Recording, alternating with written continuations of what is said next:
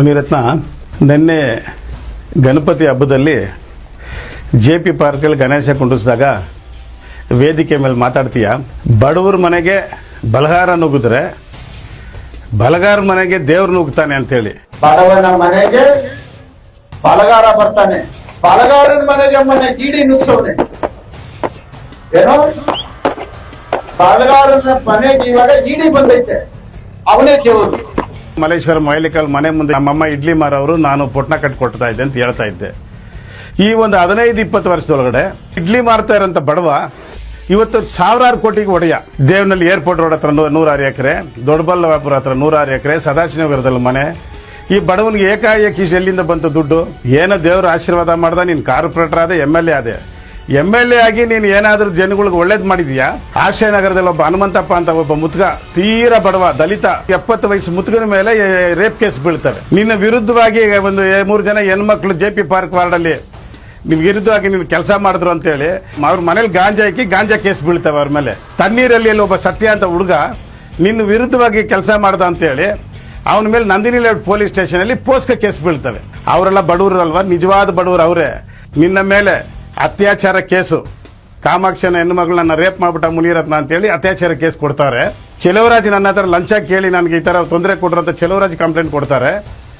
ನನ್ನ ಅದ್ರಲ್ಲಿ ಜಾತಿ ನಿಂದನೆ ಮಾಡಿದೆ ಅಂತೇಳಿ ನಾನು ಸೇರಿ ಕಂಪ್ಲೇಂಟ್ ಕೊಡ್ತೀವಿ.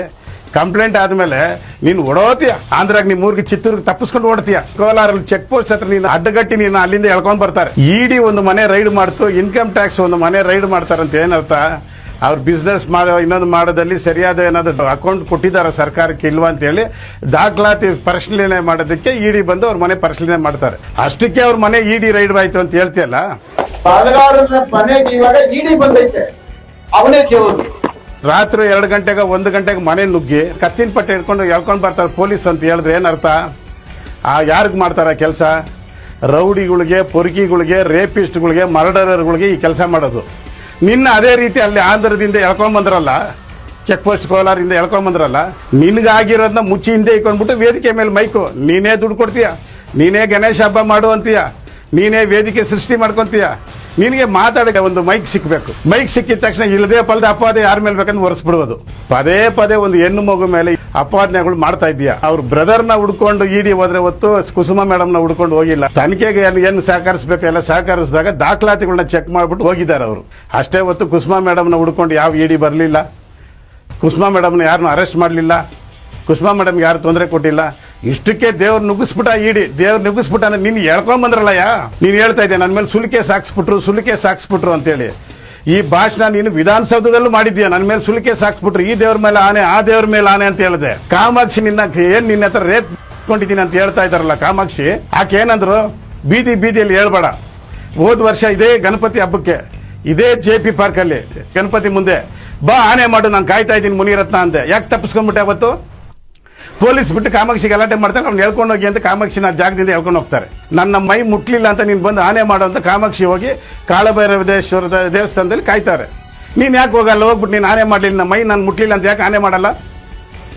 ಆಯ್ತು ಬಿಡಪ್ಪ, ಕೊನೆ ಪಕ್ಷ ಇವಾಗ JP ಪಾರ್ಕಲ್ಲಿ ಇನ್ನೂ 2 ದಿನ ಗಣೇಶ ಕುಣಿಸಿದ್ಯಲ್ಲ, ಕಾಮಾಕ್ಷಿ ಬೇಕಂದ್ರೆ ನಾಳೆ ಬಂದ್ಬಿಟ್ಟು ಆ ದೇವ್ರ ಮುಂದೆ ಆನೆ ಮಾಡ್ತಾಳೆ. ಮುನಿರತ್ನ ನನ್ನ ಮೈ ಮುಟ್ಟಿದ್ದು ನಿಜ ಅಂತ ಆನೆ ಮಾಡ್ತಾಳೆ. ನೀನು ನನ್ನ ಮೈ ಮುಟ್ಟಿಲ್ಲ ಅಂತ ಆನೆ ಮಾಡು. ಅದನ್ನ ಬಿಟ್ಬಿಟ್ಟು ಮೈಕ್ ಹಿಡ್ಕೊಳೋದು, ಇಲ್ಲದೆ ಪಲ್ದೆಲ್ಲ ಜನಗಳಿಗೆ ಸುಳ್ಳು ಮಾಹಿತಿ ಕೊಡೋದು. ನೀನು ನಾಚಿಕೆ ಮಾನ ಮರ್ಯಾದೆ ಬಿಟ್ಟಿರೋದ್ರಿಂದ ನೇರವಾಗಿ ಜನಗಳ ಮುಂದೆ ಹೋಗಿ ಹೇಳ್ತೀಯ ನಾನು ಏನು ಮಾಡಿಲ್ಲ ಅಂತ. ನಾನು ಏನು ಮಾಡಿಲ್ಲ ಅಂತ ಹೇಳೋ ವಿಚಾರ ನೀನು ಕೋರ್ಟಲ್ಲಿ ಹೇಳ್ಬೇಕು. ನಿನ್ನ ಮೇಲೆ ಚಾರ್ಜ್ ಶೀಟ್ ಹಾಕಿದ್ದಾರೆ. ನಿನ್ನ ರೇಪ್ ಕೇಸ್ ನಿನ್ನ ಮೇಲೆ ಚಾರ್ಜ್ ಶೀಟ್ ಹಾಕಿದೆ. ಕೋರ್ಟಲ್ಲಿ ಕೇಸ್ ಇರೋ ತನಕ ನಿನಗೆ ಮಾನ ಮರ್ಯಾದೆ ಏನಾದ್ರು ಇದ್ರೆ ಸಾರ್ವಜನಿಕವಾಗಿ ಎಲ್ಲೂ ಫಂಕ್ಷನ್ಗಳಲ್ಲಿ ನಿನ್ನ ಮುಖ ತೋರ್ಸಂಗಿಲ್ಲ. ನೀನೇ ಬ್ಯಾಂಡ್ ಸೆಟ್ ಕರ್ಸ್ಕೊಂತೀಯ, ಹೂವು ನಿನ್ನ ಮೇಲೆ ಚೆಲ್ಲಬೇಕು. ವಿಶ್ವಾಸದಿಂದ ಅವರಾಗ ಅಭಿಮಾನಿಗಳು ಮಾಡೋದು, ನೀನೇ ದುಡ್ಡು ಕೊಟ್ಟು ಕೂಲಿ ಕೊಟ್ಟು ಬಹುಪರಾಗ ಹಾಕ್ಸ್ಕೊಳೋದು. ಯಾಕಯ್ಯ ಬೇಕು ನಿನ್ಗೆ ಇವೆಲ್ಲ? ನಿನ್ಗೆ ಯಾವ ಯೋಗ್ಯತೆ ಇದೆ ಗೌರಿ ಗಣೇಶ ಹಬ್ಬ ಮಾಡ್ಲಿಕ್ಕೆ? ಗೌರಿ ತಾಯಿ ನಿನ್ನ ಕ್ಷಮಿಸಲ್ಲ. ಯಾಕಂದ್ರೆ ಎಷ್ಟು ಹೆಣ್ಣು ಮಕ್ಕಳು ಕಣ್ಣೀರ್ ಹಾಕವ್ರೆ. ಯಾವುದೇ ಕಾರಣಕ್ಕೂ ದೇವ್ರು ನಿನ್ನ ಕ್ಷಮಿಸಲ್ಲ. ಹಬ್ಬ ಮಾಡೋಕ್ಕೂ ನಿನ್ಗೆ ಆ ಯೋಗ್ಯತೆ ಇಲ್ಲ.